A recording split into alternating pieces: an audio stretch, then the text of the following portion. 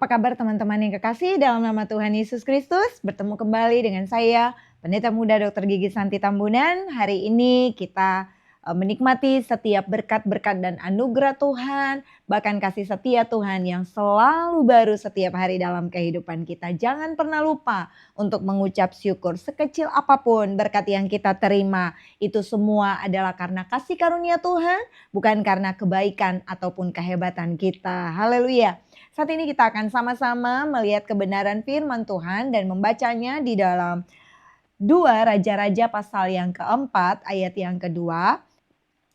Apakah yang dapat kuperbuat bagimu? Beritahukanlah kepadaku apa yang kau punya di rumah. Puji nama Tuhan.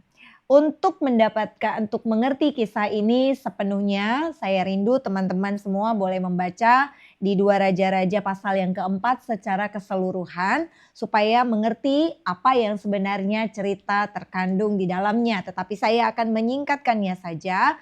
Di sini adalah mujizat Tuhan terjadi, Tuhan nyatakan melalui hambanya Elisa, di mana ada seorang janda yang ditinggal oleh suaminya dengan hutang yang sangat banyak.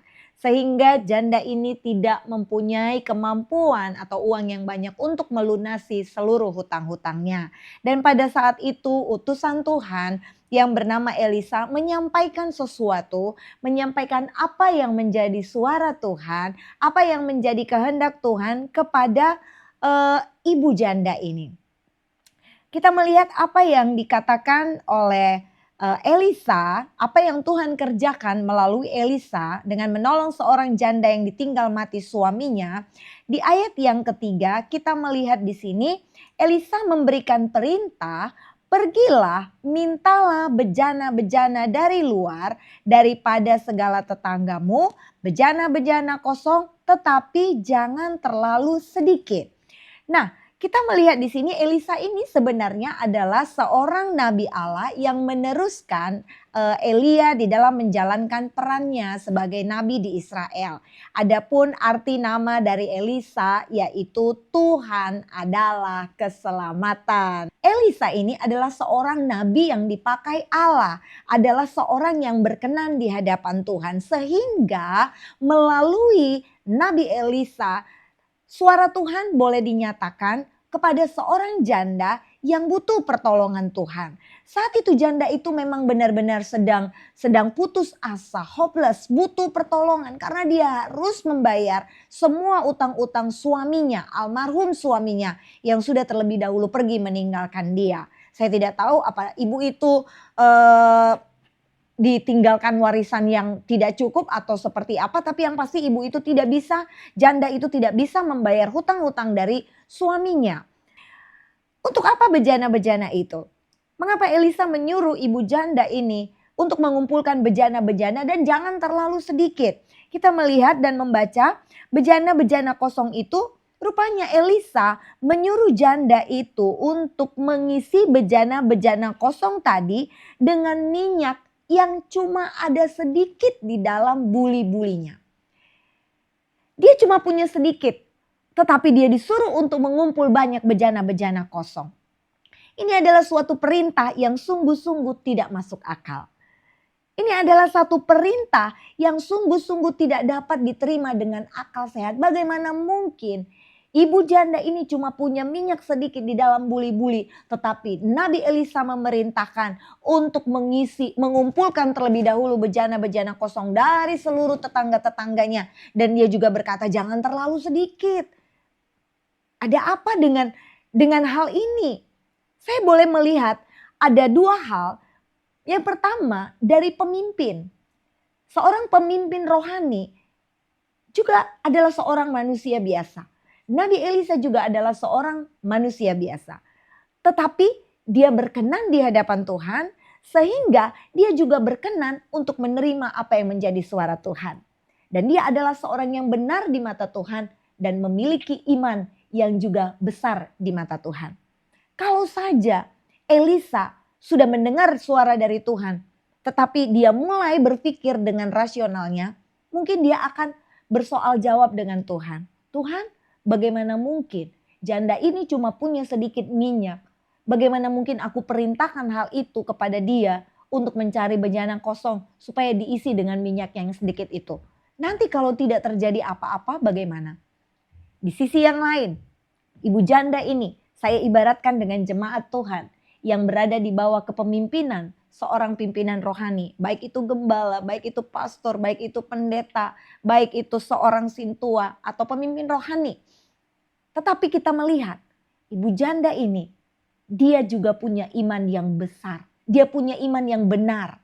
Sehingga ketika seorang pemimpin rohani yang dia yakini, yang dia percayai adalah wakil Tuhan untuk menyampaikan apa yang menjadi suara Tuhan, maka dia pun mengerjakannya. Dia tidak bersoal jawab, bahkan dia tidak ada alasan untuk tidak mempercayai sedikit pun. Dia taat. Saya boleh garis bawahi dengan kata dia taat. Dia kumpulkan bejana-bejana kosong itu, kemudian dia melakukan apa yang diperintahkan oleh nabi Tuhan tersebut. Ketika kita juga sedang mengalami masalah, tekanan, ya, butuh mujizat pertolongan dari Tuhan, ya. Mungkin kita memang berdoa langsung kepada Tuhan, tetapi tidak akan mungkin Tuhan langsung berbicara atau berkata-kata kepada kita. Tetapi melalui hambanya, melalui firman Tuhan, melalui lagu-lagu pujian rohani, kita bisa mendengar pernyataan atau apa yang menjadi suara Tuhan. Oleh sebab itu kita harus menghormati setiap pimpinan-pimpinan rohani kita. Pandanglah dia memang sebagai manusia biasa, bukan sebagai Tuhan, bukan juga sebagai seorang yang super power atau seorang yang punya kelebihan yang sangat luar biasa, punya indera kesekian sehingga dia dapat melakukan mujizat. Jangan, pandang dia sebagai manusia biasa, tetapi seorang yang memang dibenarkan dan juga memperoleh kepemimpinan dari Tuhan sehingga dia dapat membantu kita untuk dapat mendengar atau melakukan apa yang Tuhan firmankan melalui hambanya. Dan hal ini terjadi. Si ibu janda ini menerima mujizat dari Tuhan.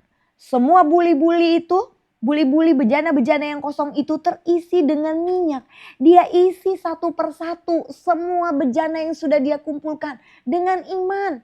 Dan tidak ada dengan sungut-sungut atau perbantahan. Kalau mungkin itu kita atau saya mungkin akan deg-degan ketika mulai mengisi. Saya mulai akan bilang, Nabi kau bertanggung jawab karena minyakku cuma sedikit. Bagaimana mungkin aku mengisi ini sampai penuh.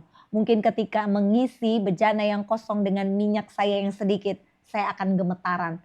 Takut minyak itu tidak akan terisi. Dan mungkin bisa saja seorang pemimpin rohani yang masih kurang imannya kepada Tuhan ketika memerintahkan hal itu, dia juga mungkin deg-degan. Bagaimana kalau misalnya minyak itu ternyata tidak cukup. Tapi kita melihat di sini ada kerjasama yang baik antara seorang pemimpin rohani dengan jemaatnya, antara Nabi Elisa dengan ibu janda ini, sehingga ketika kerjasama ini berjalan dengan baik dan Tuhan ada di atasnya, maka mujizat pun terjadi. Haleluya. Apa yang dikatakan di 2 Raja-Raja pasal 4 ayat yang ke-7 luar biasa.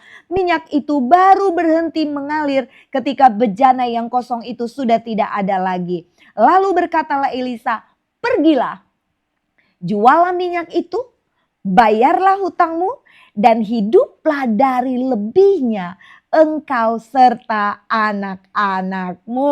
Haleluya, luar biasa, sungguh luar biasa. Ini adalah berkat ketaatan. Apa yang dapat diperbuat? Kita melihat di sini bahwa Nabi Elisa, ya, melalui Nabi Elisa, Tuhan melakukan sesuatu bukan dari apa yang tidak kita miliki. Sekali lagi, bahwa Tuhan melakukan mujizat seringkali harus bertanya apa yang ada pada kita. Tuhan tidak akan membuat kita sampai kesulitan untuk mencari sesuatu yang dapat kita kerjakan dan kita bawa sehingga mujizat akan terjadi. Tetapi Tuhan bertanya melalui Nabi Elisa, apa yang ada padamu? Dan ibu janda ini menjawab, ada sedikit minyak dalam buli-buli. Mujizat akan terjadi dan Tuhan akan bekerja Ketika Tuhan bertanya kepada kita, apa yang ada padamu? Apa yang ada pada kita pada saat ini? Mungkin ada yang berkata, aku punya kekayaan, aku punya harta yang berlimpah. Jika engkau memiliki itu, berikan. Dengan iman, maka mujizat akan terjadi. Mungkin ada yang berkata, aku punya kepintaran, aku punya kemampuan untuk berbicara, public speakingku bagus. Berikan itu, mujizat akan terjadi. Aku punya tangan yang memiliki kemampuan untuk memasak. Masakanku enak dan dipuji banyak orang. Lakukan itu dan mujizat pun akan terjadi. Tuhan selalu bertanya dan menginginkan untuk kita memberikan apa yang ada pada kita. Bukan yang tidak ada pada kita. Haleluya. Itu sebabnya kita kembali melihat bahwa betapa banyak saat ini orang Kristen, saya mau katakan orang Kristen yang menginginkan berkat dari Tuhan, tapi mereka tidak mau taat dalam melakukan kehendaknya. Dengan berbagai alasan atau dalih, ketika menghadapi masalah yang dibesar-besarkan adalah masalahnya. Masalah itu yang diceritakan, yang tadinya kecil sebenarnya, yang sebenarnya bisa diselesaikan langsung ya dengan jalan damai, dengan jalan baik-baik, tapi masalah itu akhirnya dibesar-besarkan dan logika yang berbicara, bahkan kita lebih tertuju kepada apa yang menjadi kekurangan dari lawan bicara kita, sehingga akhirnya yang tadinya masalah itu kecil menjadi semakin besar sampai akhirnya timbul luka. Baik di orang yang sedang menceritakan dan lawan dari yang bercerita.